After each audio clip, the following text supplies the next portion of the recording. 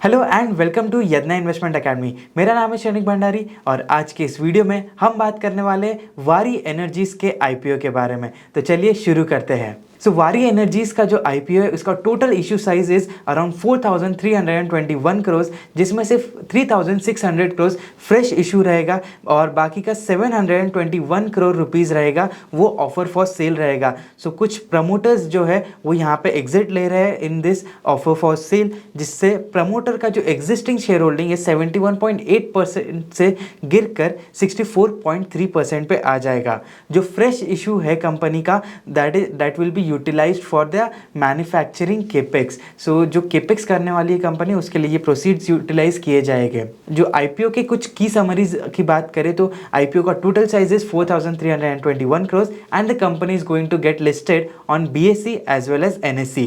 Price band जो है इस इशू की that is around 1,427 rupees to 1,503 rupees. जो लॉट साइज रहेगा वो 9 शेयर्स का होगा और उसका मिनिमम रिक्वायरमेंट होगा 13,527 रुपीज। ये आईपीओ 21 अक्टूबर से शुरू हुआ है एंड 23 अक्टूबर तक के कंटिन्यू रहेगा, जहां पे इसका लिस्टिंग एक्सपेक्टेड है on the next Monday that is 28 of October.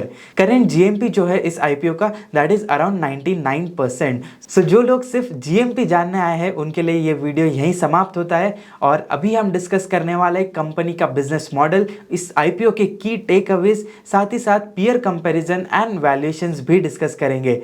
Company जो है वो इंडिया के सोलर पीवी मॉड्यूल्स मैन्युफैक्चरिंग का लार्जेस्ट प्लेयर है। इनकी current capacity is around 13.3 gigawatts, जो इंडस्ट्री में किसी भी प्लेयर से बहुत ज़्यादा बड़ी है। पीवी मॉड्यूल यानी कि जो सोलर मॉड्यूल्स होते हैं, फोटोवोल्टिक मॉड्यूल्स जो होते हैं, इसमें ये कंपनी एक मार्केट लीडर है। इसका जो अगर हम वैल्यू चेन देखें तो पॉलीसिलिकॉन बनते हैं, उससे इंगॉट्स, इंगॉट से वेफर्स, वेफर्स से सेल्स एंड सेल्स से बनते हैं मॉड्यूल्स।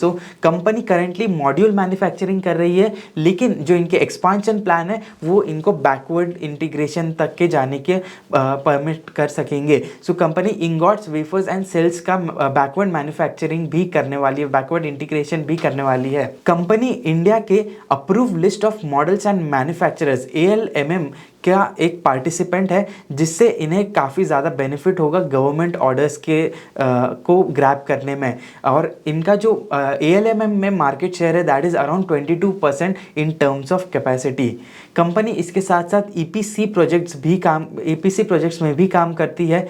अराउंड 10 इयर्स का एक्सपीरियंस है इनके पास EPC प्रोजेक्ट्स में, जिसमें इन्होंने 1.82 गीगावाट के प्रोजेक्ट्स कमीशन ऑलरेडी कर लिए हैं। कंपनी का रेवेन्यू मिक्स देखिए तो करेंटली सोलर पीवी मैन्युफैक्चरिंग जो है वही सबसे मेजर रेवेन्यू ड्राइवर है। यहाँ पे 90% of the revenue comes from this segment. EPC around 6 to 7% का रेवेन्यू इस सेगमेंट से आता है और रिमेनिंग कुछ सर्विसेज का रेवेन्यू है जो अराउंड 4% कंट्रीब्यूट करता है in the overall revenue mix of the company. Company की मैन्युफैक्चरिंग फैसिलिटी की बात करें तो ये इंडिया में सबसे बड़ी है, 13.3 गीगावाट की। इसके साथ कंपनी ने 2 एक्सपांशन फेज लॉन्च किए हैं। First expansion phase that is already on going, उसमें कंपनी सोलर सेल की कैपेसिटी ऐड करी है 5.4 गीगावाट्स की।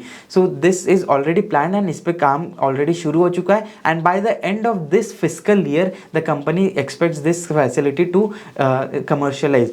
ये जो मॉड्यूल्स का एक स्टेप बैक अगर हम जाए तो सेल्स बनते हैं, that is the capacity that is going to come up. इसके साथ साथ कंपनी ने और भी कुछ कैपेसिटीज प्रपोज करी है जिसके लिए ये लोग फंड रेज कर रहे हैं। Domestic capacity is around 6 gigawatt of modules, जो कि एक इंटीग्रेटेड कैपेसिटी रहेगी, यानी कि इसमें company ingots, wafer cells and solar PV modules ये सब कुछ मैन्युफैक्चर करेंगी। एक पूरा एंड टू एंड यहाँ पे वैल्यू चेन में कंपनी का प्रेजेंस बन जाएगा। इसके साथ साथ सोलर सेल की जो कैपेसिटी है उसे भी कंपनी इंक्रीज करेगी, बिकॉज इनका मॉड्यूल कैपेसिटी काफ़ी स्ट्रॉन्ग है, लेकिन सेल का जो कैपेसिटी वो ऑन अ लोअर साइड है। 6 गीगावाट की कैपेसिटी वहाँ भी ऐड होने वाली है एंड इंगॉट की कैपेसिटी भी 6 गीगावाट रहेगी। इसके साथ साथ कंपनी यूएस में भी प्रेजेंस बना रही है, बिकॉज इनका काफ़ी मेजर रेवेन्यू एक्सपोर्ट से भी आता है। 1.6 गीगावाट की capacity in solar PV manufacturing यहाँ पे कंपनी की होने वाली है। अगर कैपेसिटी की बात करें तो एज ऑफ जून 2024 यहाँ पे वारी एनर्जीज की कैपेसिटी तब 12 गीगावाट हुआ करती थी। एंड अगर हम बाकी पीयर्स की बात करें तो कोई भी पीयर ऐसा नहीं है जो 4 गीगावाट से ज़्यादा की कैपेसिटी होल्ड करता है। So that is the kind of strength that they are having and इसमें भी वो रैपिड एक्सपांशन के लिए टारगेट कर रहे हैं। कंपनी को मैन्युफैक्चरिंग कैपेसिटी सेटअप करने के लिए पीएलआई के भी बेनिफिट्स मिले हैं। अराउंड 6 गीगावाट का जो प्रोजेक्ट है इनका ग्रीनफील्ड प्रोजेक्ट जो पूरा बैकवर्ड इंटीग्रेटेड रहने वाला है, उसके लिए कंपनी को 1922 करोड़ का पीएलआई बेनिफिट सेंट्रल गवर्नमेंट के द्वारा एलोकेट किया गया है, जो over the years of manufacturing इन्हें मिलता जाएगा। सो वारी एनर्जीज का जो ग्रुप है ये ऑलरेडी कुछ लिस्टेड कंपनीज यहाँ पे इस ग्रुप की ऑलरेडी है। सो वारी रिन्यूएबल टेक्नोलॉजीज और इंडो सोलार लिमिटेड ये दोनों वारी एनर्जीज की सब्सिडियरी है। सो ये ऑलरेडी लिस्टेड स्पेस में है, जिनमें वारी रिन्यूएबल टेक्नोलॉजीज में वारी एनर्जीज का 75% स्टेक है almost, and Indo solar limited में 96% का स्टेक ये कंपनी होल्ड करती है। इसके साथ साथ प्रमोटर ग्रुप की ही एक और कंपनी है वारी टेक्नोलॉजीज लिमिटेड, जो कि ऑलरेडी एक और लिस्टेड कंपनी है। प्रमोटर शेयर होल्डिंग इस कंपनी का काफ़ी स्ट्रांग है। अभी करंटली 71.8% बिफोर आईपीओ ये कंपनी के शेयर होल्डर्स जो है यहाँ पे प्रमोटर ग्रुप के पास ये शेयर होल्डिंग थी। एंड यहाँ पे ऑब्वियसली जब थोड़ा सा ऑफ सेल है एंड फ्रेश इशू भी आएगा तो डाइल्यूशन यहाँ पे प्रमोटर के द्वारा हो रहा है, लेकिन अभी भी मोर देन 60% का जो होल्डिंग रहेगा वो प्रमोटर्स के पास ही रहेगा। तो high promoter holding is a good sign for this company. Solar PV ये जो इंडस्ट्री है ये एक सनराइज सेक्टर है। सोलार और रिन्यूएबल एनर्जीज पे काफ़ी ज़्यादा फोकस है हमारा इंडियन गवर्नमेंट का और सारे इंडियन प्लेयर्स का भी। सो इंडस्ट्री की अगर हम ग्रोथ देखें तो पीवी की इंस्टॉल कैपेसिटी में ग्लोबली 25% का ग्रोथ आया है। So this is a global theme that is playing out and the company shall benefit from this sunrise sector. अगर हम इंडिया की सोलार पीवी कैपेसिटी की बात करें तो अराउंड 63 गीगावाट के मॉड्यूल्स की कैपेसिटी है इंडिया की, जबकि सोलार सेल्स की जो कैपेसिटी है वो सिर्फ 13 गीगावाट्स की है। एंड इट इज़ एक्सपेक्टेड कि bye the end of FY29 मतलब नेक्स्ट 5 ईयर्स में जो कैपेसिटी है वो यहाँ से डबल हो जाएगी फॉर सोलार मॉड्यूल्स, और जो सोलार सेल्स की जो एक लो बेस है तो वो 13 गीगावाट से बढ़ के 55 गीगावाट्स पर आ जाएगी। इसके साथ साथ 30 गीगावाट्स की capacity in wafer and polysilicon में भी देखने को मिल सकती है। सो ये जो बैकवर्ड इंटीग्रेशन हो रहा है इसके फर्स्ट स्टेप्स हमें वारी एनर्जीज के तरफ से भी देखने को मिल रहे हैं। Solar energy sector is very much dependent on China and the world is shifting from China. So हमने देखा है रिसेंटली कि जो सोलार सेल्स के रिगार्डिंग कुछ सैंक्शंस किए गए थे फ्रॉम यूएस टू चाइना, वहाँ पे कुछ यहाँ पे ड्यूटीज़ भी लगाई गई है। सो इन दैट केस अगर और भी यहाँ पे जो रूल्स है वो स्ट्रिक्ट होते हैं against China, so India can benefit. But again this is dependent on how other countries adopt policies against China. So that if it happens, so this India could be a beneficiary for the solar segment। and इसी का अगर हम benefit देखें तो rising exports में देखने को मिला है। जो एक्सपोर्ट्स अराउंड $112 मिलियन के हुआ करते थे in FY22, that has reach to almost $1,969 million.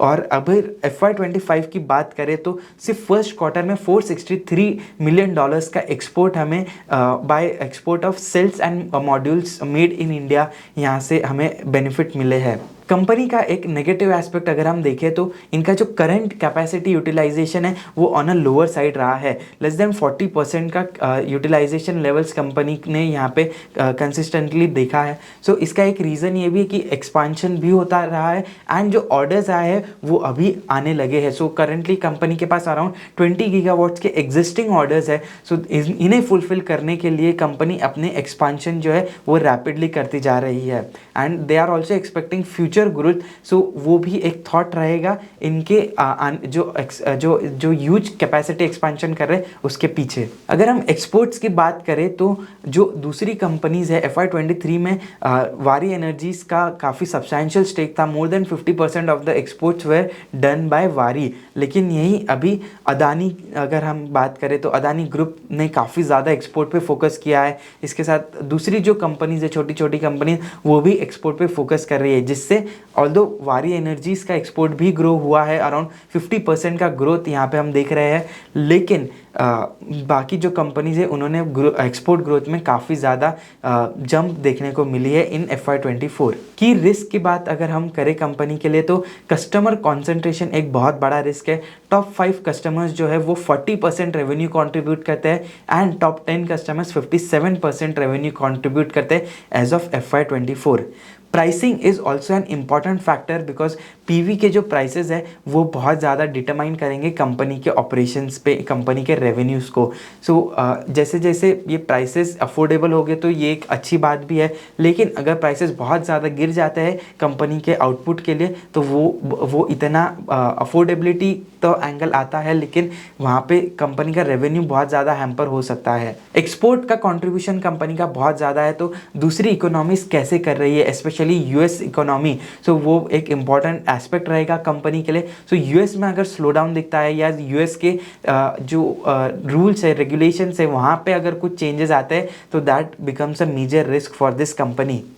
इसके साथ साथ मटेरियल्स जो है, रॉ मटेरियल्स और जो बैकवर्ड इंडिकेटेड पार्ट्स है, वहाँ पे चाइनीज़ डिपेंडेंस काफ़ी था। रॉ मटेरियल का जो सप्लाई है वो कंसिस्टेंट अगर नहीं रहेगा तो ये एक कंसर्न रह सकता है। अगर हालांकि कंपनी बैकवर्ड इंटीग्रेशन कर रही है, but it still has to be dependent on majority of its raw materials as of now, because ये जो बैकवर्ड इंटीग्रेशन वगैरह होगा इसे भी काफ़ी टाइम लगने वाला है। अब बात करेंगे कंपनी के फाइनेंशियल्स की। सो रेवेन्यू ग्रोथ काफ़ी रोबस्ट रहा है कंपनी का। FY22 में 2800 करोड़ का रेवेन्यू था जो बढ़कर 11400 के आसपास आ चुका है इन FY24। तो काफ़ी स्ट्रॉन्ग रेवेन्यू यहाँ पे इस कंपनी का है और एक्सपोर्ट मिक्स जो है अराउंड 57% का एक्सपोर्ट इन FY24 देखने को मिला था। एबिटा मार्जिन्स कंपनी के कंसिस्टेंटली इंक्रीज होते हुए दिखे, जैसे जैसे कंपनी के ऑपरेशंस एक्सपांड हुए तो कंपनी का मार्जिन भी इंक्रीज हुआ है। Q1 FY25 में 16% का मार्जिन यहाँ पे कंपनी ने रजिस्टर किया है। वहीं प्रॉफिटेबिलिटी की बात करें, पैट मार्जिन्स की बात करें तो 11.8% का पैट मार्जिन रहा था इन Q1 FY25। कंपनी ने अपनी जो बैलेंस शीट है उसे भी डिलीवरेज किया है। 0.08% का ही यहाँ पे 0.08x का ही यहाँ पे डेट टू इक्विटी रेशियो देखने को मिल रहा है।